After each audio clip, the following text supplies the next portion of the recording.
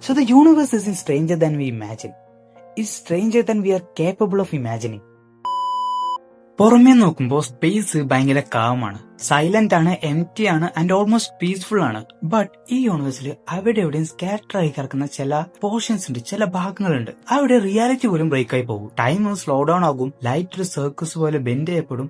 Even ഫിസിക്സിന്റെ loss പോലും error messages തരാൻ തുടങ്ങും. അതിനെയാണ് നമ്മൾ ബ്ലാക്ക് ഹോൾസ് എന്ന് വിളിക്കുന്നത്. ആൻഡ് ഇന്ന് നമ്മൾ ഒന്നിലേക്ക് വീഴാൻ പോവാണ്. അത് നിങ്ങളെ ക്രഷ് ചെയ്യോ, അതോ ടൈമിൽ ഫ്രീസ് ആയി പോവോ, അതോ എക്സിസ്റ്റൻസ് തന്നെ ഇറേസ് ആയി പോവോ, അല്ലെങ്കിൽ വേറെ എന്തെങ്കിലും സ്ട്രേഞ്ച് ആയിട്ടുള്ള കാര്യങ്ങൾ സംഭവിക്കോ? Let's find out. നമുക്കൊരു സ്റ്റാറിൽ നിന്ന് തുടങ്ങാം. സൂര്യനെ പോലെയുള്ള ചെറിയ സ്റ്റാർ ഒന്നല്ല, ഏകദേശം അതിന്റെ 20 ടൈംസ് ഹെവിയർ ആയിട്ടുള്ള ഒരു സെലസ്റ്റിയൽ ഒബ്ജക്ട്. അതിന്റെ ഉള്ളിൽ ന്യൂക്ലിയർ ഫ്യൂഷൻ എന്ന് പറയുന്ന ഒരു പ്രോസസ് നടക്കുന്നുണ്ട്. ന്യൂക്ലിയർ ഫ്യൂഷൻ എന്ന് വെച്ചാൽ ചെറിയ ആറ്റംസ് കൂടി ചേർന്നിട്ട് എനർജി റിലീസ് ചെയ്തുകൊണ്ട് വലിയ ആറ്റംസ് ആയിട്ട് മാറുന്ന ഒരു പ്രോസസ്. ഇത് ആ സ്റ്റാറിനെ പുറത്തോട്ട് പുഷ് ചെയ്യും. എന്നാൽ അതേ ടൈമിൽ ഈ സ്റ്റാറിന്റെ ഗ്രാവിറ്റി അതിനുള്ളിലോട്ട് പുൾ ചെയ്തുകൊണ്ടിരിക്കും.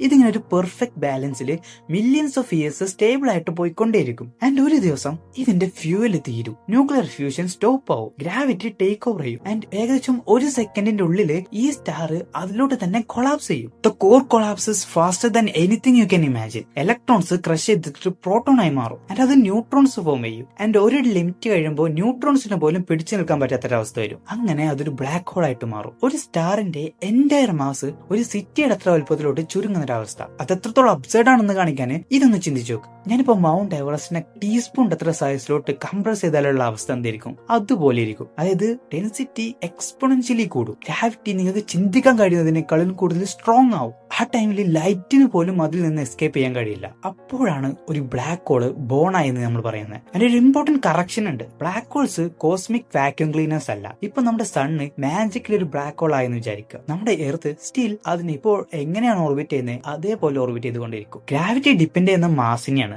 ഡാർക്ക്നെസ്സിനെ അല്ല. ബ്ലാക്ക് ഹോൾ എപ്പോഴാണ് ഡേഞ്ചർ ആവുന്നതെന്ന് വെച്ചാൽ നിങ്ങൾ അതിനോട്ട് ഒരുപാട് ഒരളവിൽ കൂടുതൽ ക്ലോസ് ആവുമ്പോഴാണ്. നൗ നമ്മൾ ഒന്ന് അപ്രോച്ച് ചെയ്യണമെന്ന് നിങ്ങൾ വിചാരിക്കുക. ഈ ബ്ലാക്ക് ഹോൾസിന്റെ ബേസിക് സ്ട്രക്ചർ എന്ന് പറഞ്ഞാൽ അതിന് ചുറ്റും മാറ്റവും ലൈറ്റും ഡസ്റ്റും പാർട്ടിക്കിൾസും കാരണം ഭയങ്കര മില്യൺസ് ഓഫ് ഡിഗ്രീസിൽ ഹീറ്റ് ചെയ്തിട്ട് ഒരു റിംഗ് പോലെ കാണുന്ന ഒരു സ്ട്രക്ചർ ഉണ്ട്. അതിനാണ് നമ്മൾ അക്രീഷൻ ഡിസ്ക് എന്ന് പറയുന്നത്. ആൻഡ് അത് കഴിഞ്ഞാൽ ബ്ലാക്ക് ഹോൾസിന്റെ ബൗണ്ടറി എന്ന് പറയുന്നതാണ് ഇവന്റ് ഹൊറൈസൺ. ഇതൊരു സർഫസ് അല്ല, ഇതൊരു വാളല്ല.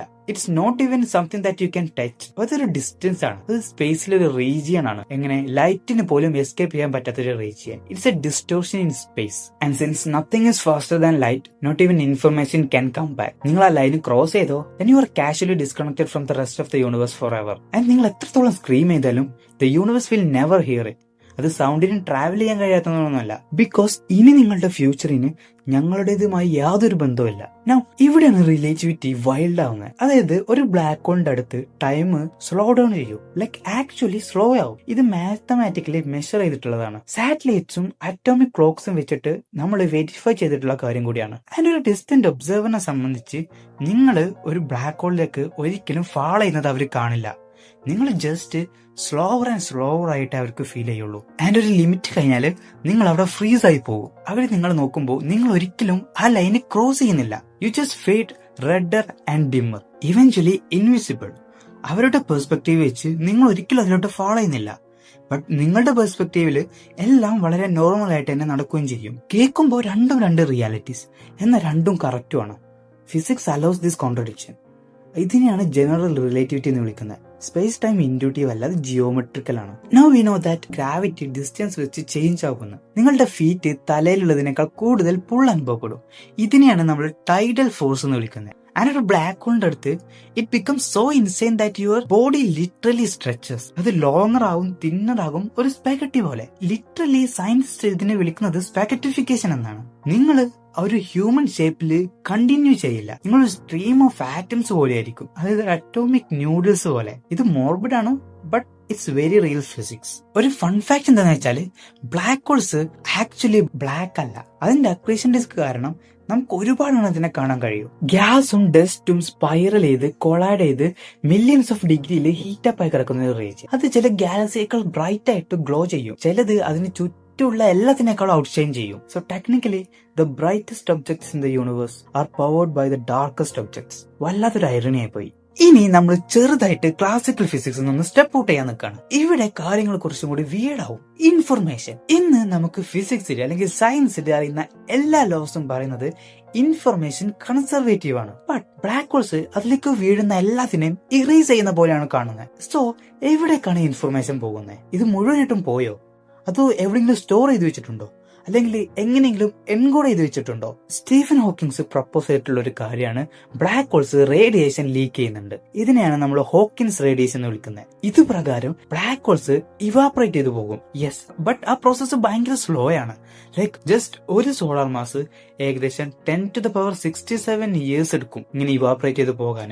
ഇത് നമ്മുടെ യൂണിവേഴ്സിന്റെ ഇപ്പോഴുള്ള ഏജിനേക്കാൾ ഒരു അബ്സേർഡ് എമൗണ്ടിൽ കൂടുതലാണ്. ബട്ട് ഇവഞ്ച്വലി ഇതെല്ലാം ഇവാപറേറ്റ് ചെയ്ത് പോകും. അപ്പോ എന്താണ് സംഭവിക്കുക? എവിടേക്കാണ് ഇൻഫർമേഷൻ പോവുക?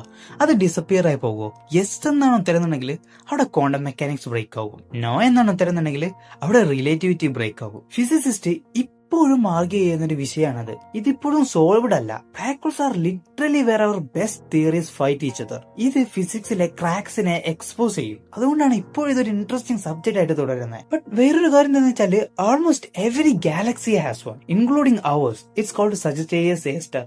ഒട്ടുമിക്ക എല്ലാവർക്കും അറിയുന്ന കേസാണ്. ഇത് ഏകദേശം 4 മില്യൺ ടൈംസ് സണ്ണിന്റെ മാസ് ഉണ്ട്. And guess what? ഇത് നമ്മളെ ഡിസ്ട്രോയ് ചെയ്യുന്നില്ല. ഇത് ജസ്റ്റ് ഒരു ഗ്രാവിറ്റേഷണൽ ആങ്കർ പോലെ അവിടെ സെറ്റ് ചെയ്യുകയും മിൽക്കി വേക്ക് അതിന്റേതായിട്ടുള്ള ഒരു ഷേപ്പ് തന്നെ കൊടുക്കുകയും ചെയ്യും.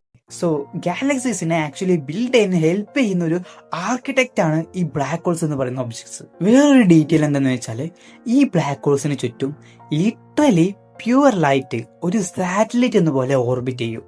Like just light, pure light ഒരു സാറ്റലൈറ്റ് എന്ന പോലെ ഈ ബ്ലാക്ക് ഹോളിന് ചുറ്റും ഓർബിറ്റ് ചെയ്യും. ഇത് ഫിസിക്സിലെ ഇക്വേഷൻസ് എല്ലാം അലോ ചെയ്യുന്നുണ്ട്. ഇത് കേൾക്കുമ്പോൾ സയൻസ് ഫിക്ഷൻ ആയിട്ടൊക്കെ തോന്നും, ബട്ട് ഇത് സ്ട്രെയിറ്റ് ആയിട്ട് ഐൻസ്റ്റൈന്റെ ഇക്വേഷൻസ് തന്നെ മനസ്സിലാകുന്ന ഒരു കാര്യമാണ്. സോ എന്താണ് ബ്ലാക്ക് ഹോൾസ് റിയലി? അതൊരു ഹോളല്ല, അത് എംപ്റ്റി അല്ല, അത് ഈവിൾ അല്ല.